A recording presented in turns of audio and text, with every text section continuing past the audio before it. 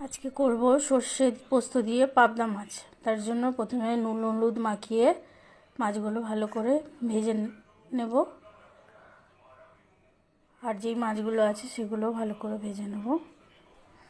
মাছগুলো ভাজা হয়ে গেলে ওই তেলের ভিতরেই কালো জিরে ফোড়ন দেব, দিয়ে তারপর একটা মশলা করে রেখেছিলাম সর্ষে পোস্ত আর লঙ্কা, কাঁচা লঙ্কা পেস্ট করে রেখেছিলাম সেটা দিয়ে দিলাম। আর দিয়ে দিলাম চেরা কাঁচা লঙ্কা আর টমেটো, আর দিলাম নুন আর হলুদ। দিয়ে মশলাটা ভালো করে কষাতে হবে। কষিয়ে মশলা থেকে যখন তেল ছেড়ে দেবে তখন জল দিয়ে দেবো পরিমাণ মতো।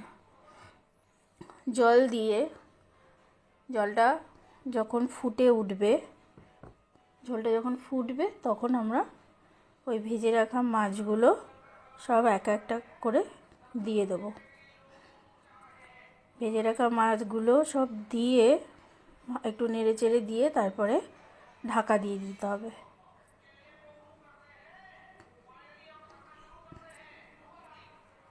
ঢাকা দিয়ে তার কিছুক্ষণ পরে ঢাকা খুলে নুন মিষ্টি দেখে তারপরে ধনেপাতা কুচি ছড়িয়ে দিলেই আমাদের মাছটা রেডি হয়ে যাবে। কেমন হয়েছে জানাবেন। টাটা।